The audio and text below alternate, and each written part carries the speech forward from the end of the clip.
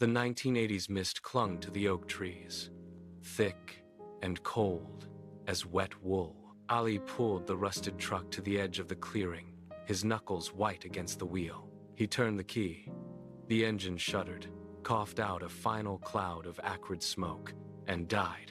Silence rushed into the cab, heavier than the fog outside. He did not try to restart it. He knew the machine had given its last. Ali stepped out, the gravel crunching under his boots, and walked toward the house where the darkness of the interior seemed to swallow the dim light. Inside, the air was stagnant. 3 children sat motionless on the packed dirt floor. Pamuk stood by the hearth, stirring a pot of nothing but water. Ali stepped to the wooden bin in the corner and lifted the lid. His fingers brushed the bottom. There was no grain left, no dust, just bare, dry wood. The room remained silent, save for the low scrape of Pamuk's spoon against the iron pot. They had reached the end of their stores, and the winter was already waiting at the door. At dusk, Uzunaziz arrived, his face etched with the urgency of the coming freeze. He pointed toward the deep forest, the only place left to hide from the encroaching hunger. The next morning, the family trudged into the tree line. Ali carried a burlap sack weighted with heavy stone. Pamuk hauled the tools, her jaw set against the cold. Nimet and Mesut followed, dragging jagged rocks that tore at the earth. They reached the cliff face and began to stack. They piled stone upon stone, sealing the gaps with handfuls of thick, wet mud. They scavenged for scrap timber to frame a roof, hammering it into place with rhythmic strikes that echoed against the rock. When the structure stood, they pulled nylon sheets over the open frames where glass should have been. The wind whipped the plastic, snapping like a sail, but the walls held. They worked until their fingers bled, sealing themselves into the mountain. By the time they stepped back, the shelter was crude and uneven, but it stood between them and the gray, biting air of the forest. Winter descended with a sudden, violent drop in temperature.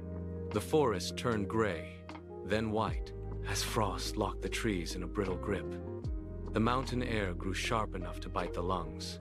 Inside the shelter, the wind whistled through the gaps in the nylon, carrying the scent of damp earth and coming snow.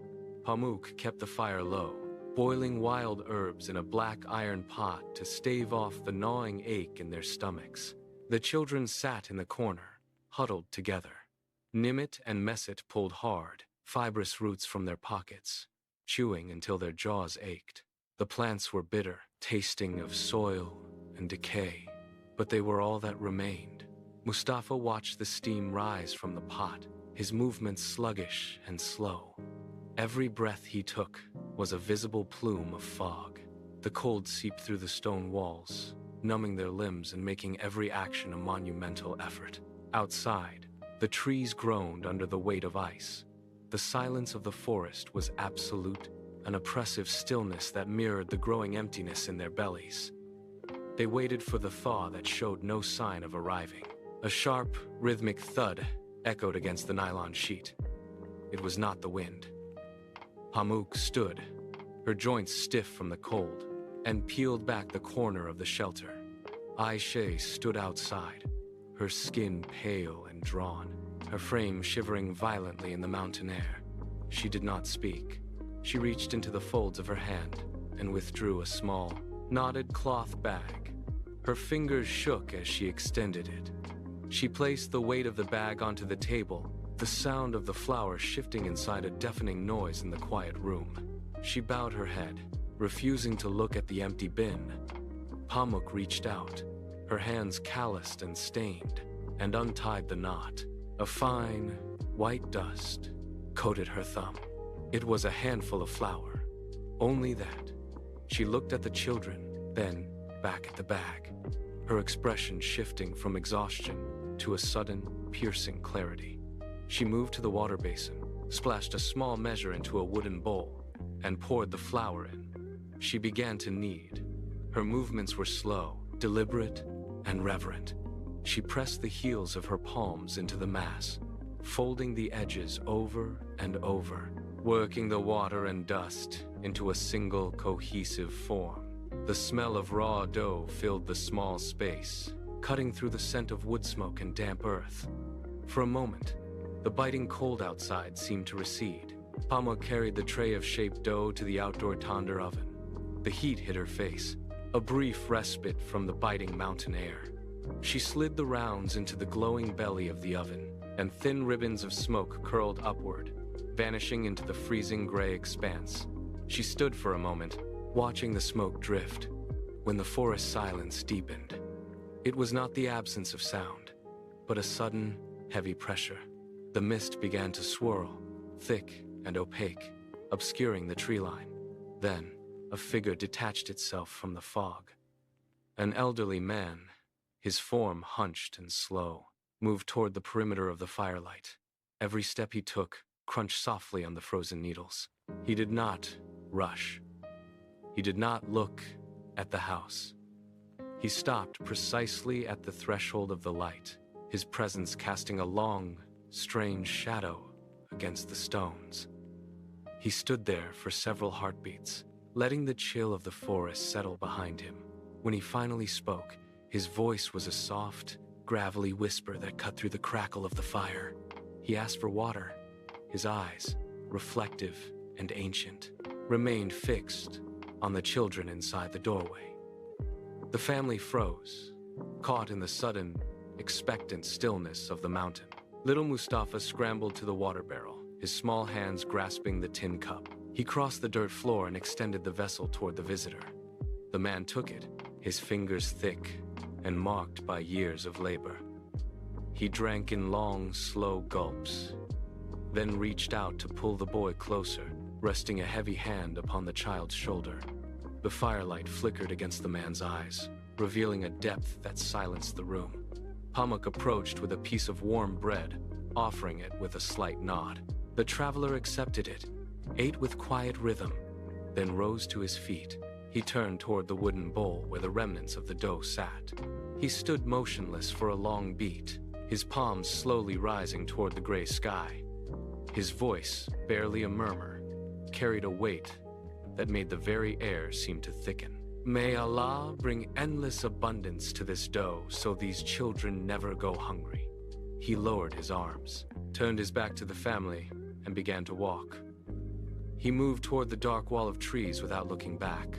As he stepped into the swirling fog, his form dissolved. Within seconds, the mist swallowed him entirely. The family remained rooted to the spot, the echo of his words still vibrating in the cold, thin mountain air. Pamuk looked at the wooden bowl. It sat on the table, still holding the same amount of dough as before. She reached out, her fingers trembling, and pulled off a handful. It felt warm, supple, and strangely heavy. She kneaded it, shaped it into a flat round, and carried it to the outdoor oven. When she returned, the bowl was not empty. It was full. She reached in again. The dough gave way under her touch, yet the mass inside the bowl remained unchanged. She pulled another portion, then another. The rhythm took over. She rolled, she shaped, she baked. Nimit and Mezit began to stack the finished loaves against the wall. The pile grew, rising steadily from the floor, a growing wall of golden, steaming bread that defied the logic of the empty bin. The children stopped their chores and gathered around the table, their eyes wide as they watched the bowl. Pamuk did not stop. She wiped sweat from her brow, her hands moving with frantic, rhythmic precision. The fire in the oven roared, casting a constant, flickering light over the mounds of bread. The air in the house turned heavy with the smell of baking grain, a scent that had been absent for months. Hour after hour, the pile climbed higher, filling the corners of the room until the space hummed with the weight of the impossible. The house groaned under the weight of the bounty. Golden loaves lined the walls, stacked floor to ceiling, their crusts glistening in the low firelight. The air was thick, heavy, with the scent of yeast and warmth, a stark departure from the biting mountain frost outside. Pamuk stood at the table, her knuckles white as she worked the dough, but the mass never lessened. The children sat huddled near the piles, watching their mother with wide, unblinking eyes. The space felt suspended, an island of impossibility carved into the gray winter. Then, the heavy nylon sheet covering the doorway pushed inward. The outside wind whistled through the gap, bringing a sharp edge of cold that cut through the humid heat of the kitchen. Ali stepped over the threshold, his boots heavy with frozen mud. He froze. He looked at the floor, then at the corners of the room, and finally at the wall of bread that had transformed his home. He let his coat slide from his shoulders, the fabric hitting the dirt floor with a dull thud. He walked slowly toward the center of the room, his eyes fixed on the wooden bowl that refused to empty. He stopped inches from the table, his hand trembling as he reached out to point a singular, accusing finger at the dough. The silence of the house shattered when he spoke. "How is the dough not finished yet?" The question hung in the air, sharp and cold as the mountain wind. As the last syllable left Ali's lips, the miracle broke. The supple, warm dough in the bowl shuddered. It shrank, pulling away from the wooden sides as if scorched by an invisible flame. The golden sheen dulled into a gray, brittle crust. The massive mountain of bread stacked against the walls did not disappear, but it hardened, turning into dry, calcified stone. The air, once rich with the scent of baking grain, turned stagnant and thin. The fire in the oven gave one final, violent flicker, casting long, frantic shadows across the room before it hissed and died completely. Total darkness rushed in. The only sound was the sharp crack of the drying crusts settling against the floor. Pamuk stood frozen, her hands still stained with flour, now cool and lifeless. She looked at the bowl, then at the empty table, her breath hitching in the sudden biting frost. The children recoiled, huddling together as the warmth vanished from the room. Ali stood motionless, his fingers still pointed at the empty wooden vessel. The silence of the forest returned, heavier than before, suffocating the house. The magic had been spoken out of existence, leaving behind only the biting cold of the mountain winter and the hollow ache of hunger. Years, then decades, ground the mountain into a different shape. The house of scrap timber and mud had long since returned to the earth, leaving no trace of the family or the bread. Adult Mustafa climbed the slope, his boots finding purchase on the same uneven ground he once navigated as a child. He stopped, where the threshold used to be. The forest was silent, save for the rhythmic sway of branches. He knelt, pushing aside a layer of damp, decaying leaves, and pressed his palm against the cold, unyielding soil. He closed his eyes. The wind bit at his face, but beneath the surface, he searched for a different temperature. He remembered the specific heavy sensation of a calloused hand resting on his shoulder. He remembered the weight of that touch, firm and grounding, a stark contrast to the hollow ache that followed. He sifted through the dirt until his fingers brushed against a small, jagged piece of stone, a remnant of the wall they had built by hand. He held it, turning the rough edge against his skin.